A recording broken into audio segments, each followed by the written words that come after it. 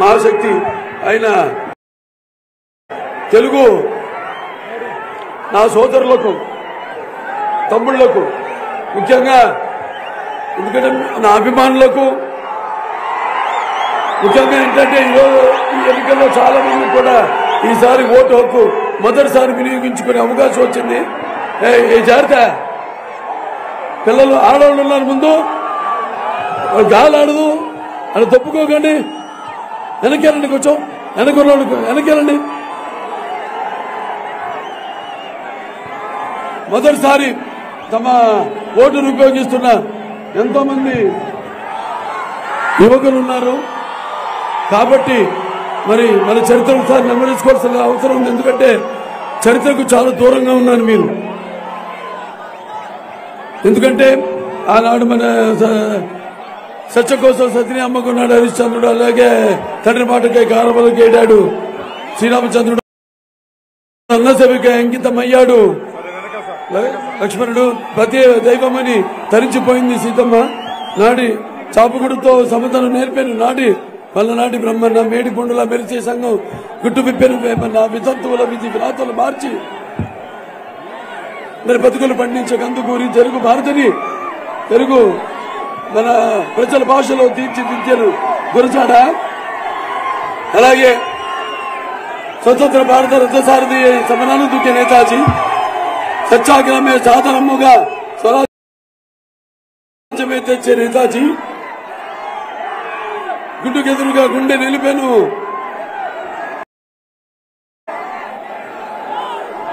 British వారి గుండె నిలిపాను టంగుటూరి ప్రకాశం పంతులు గారు. అలాగే తెలుగు వారికి ఒక ప్రత్యేక రాష్ట్రం కోరి ఆయను అమరజీవి. ఇవన్నీ కూడా మనం నెమరేసుకోవాలి. మనం కొండారెడ్డి గారిని వీళ్ళందరూ కూడా మనం స్ఫూర్తిగా తీసుకుని ముందుకు ఈ ఎన్నికల రణరంగం, ఈ యొక్క జరగబోయే ఎన్నికల రణరంగంలో మనంతా కూడా మన ఉనికిని కాపాడుకోవాల్సిన అవసరం చాలా ఉంది. ముఖ్యంగా ఇక్కడ చాలా అలాగే నా ముస్లిం మైనారిటీ పెద్దలకు, ముత్తవల్లీలకు, అలాగే నా ముస్లిం సోదర సోదరి మండలకు అందరికీ, ఇమాంలకు, మౌలాన్లకు అందరూ కూడా నా అస్సలాం అలైకుం వరహ్మతుల్లాహి వబరకాతుహు. మరి మన చరిత్ర గురించి చెప్పుకున్నాం. మరి ప్రేమకు త్యాగానికి ప్రతీకలు నా ముస్లిం సోదర సోదరి మండలు, అలాగే వారి యొక్క త్యాగనిరత, అలాగే క్రమశిక్షణ, వాళ్ళ యొక్క అందరికీ ఆదర్శప్రాయం. మొదటి నుంచి తెలుగుదేశం పార్టీ ముస్లింలపై ప్రత్యేక శ్రద్ధను కనబరుస్తూనే ఉన్నది. అలాంటిది మన అన్నగారు శ్రీ నందమూరి తారక రామారావు గారు, ఆయనకి ముస్లింలంటే మక్కువ ఎక్కువ. అందుకే ఆయన వాళ్ళ మీ అందరి అభివృద్ధి కోసం, మీ యొక్క సంక్షేమం కోసం ఎంతో ఆరాటపడేవారు ఆయన. అందుకే ఆయన మొట్టమొదటిసారి దేశంలోనే మైనారిటీస్ ఫైనాన్స్ కార్పొరేషన్ స్థాపించడం జరిగింది.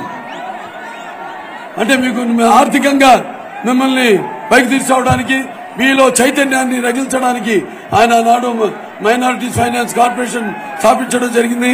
కేవలం ముస్లింలు ఓట్లకే కాదు పరిమితం అని ఆనాడు ఆయన ఉర్దూ భాషను మరి మన అవిభక్త ఆంధ్ర రాష్ట్రంలో రెండో అధికారిక భాషగా ఆయన దాన్ని తీసుకొచ్చి అమలు చేయడం జరిగింది. అలాగే ముస్లింలు ఎప్పటికీ చిరకాలం గుర్తుండిపోయేలా ఆయన వాళ్ళకి గౌరవం ఇచ్చాడు మీ అందరికీ. అలాగే మరి అక్కడ మనం అవిభక్త రాష్ట్రంగా ఉన్నప్పుడు హైదరాబాద్ లో 11 అంతస్తుల హజ్ భవనాన్ని నిర్మించడం జరిగింది. అలాగే కడపలో 25 కోట్ల రూపాయలతో హజ్ భవనాన్ని నిర్మించడం జరిగింది. ఇలా ఎన్నెన్నో కార్యక్రమాలు చేపట్టింది. అటు చంద్రబాబు నాయుడు రామారావు గారి ఆధ్వర్యంలో, అటు చంద్రబాబు నాయుడు గారి ఆధ్వర్యంలో ఇవాళ మన రంగు పసుపు శుభానికి సంకేత పసుపు, అలాగే ఏదైనా ఆనందమైన పండుగలకు ఆనంద గీతం మన పసుపు. అలాగే మన ఆరోగ్యానికి ఔషధం, ఆయుర్వేద ఔషధం, గొప్ప ఆయుర్వేద ఔషధం పసుపు. అలాగే అభివృద్ధికి నిర్వచనం మన పసుపు. అలాగే సంక్షేమానికి నిదర్శనం మన పసుపు. అలాగే ఆత్మగౌరవానికి నిలబెత్తు రూపము మన పసుపు. అలాగే ఆత్మాభిమానానికి నిలబెత్తు నిదర్శనం మన పసుపు. అలాగే ఆత్మవిశ్వాసానికి నిజమైన సంతకం మన పసుపు. ఇవన్నీ గుర్తుపెట్టుకోవాలి మీరు. గతంలో తెలుగుదేశం పార్టీ చేపట్టిన కార్యక్రమాలు, అభివృద్ధి సంక్షేమ కార్యక్రమాలు, మరి ప్రపంచంలోనే రామారావు గారు మొట్టమొదటిసారి ఎన్నో విప్లవాత్మకమైన ప్రజలకు మేలు చేసే ఆమోదయోగ్యమైన ఎన్నో పథకాలను ప్రవేశపెట్టారు. అందులో భాగంగా కిలో బియ్యం 2 రూపాయలకి ఇచ్చారు. అలాగే 30 రూపాయలు పెన్షన్ ఇచ్చారు. ఆడవాళ్ళకి, మహిళలకి ఆస్తిలో సమానం ఇచ్చారు.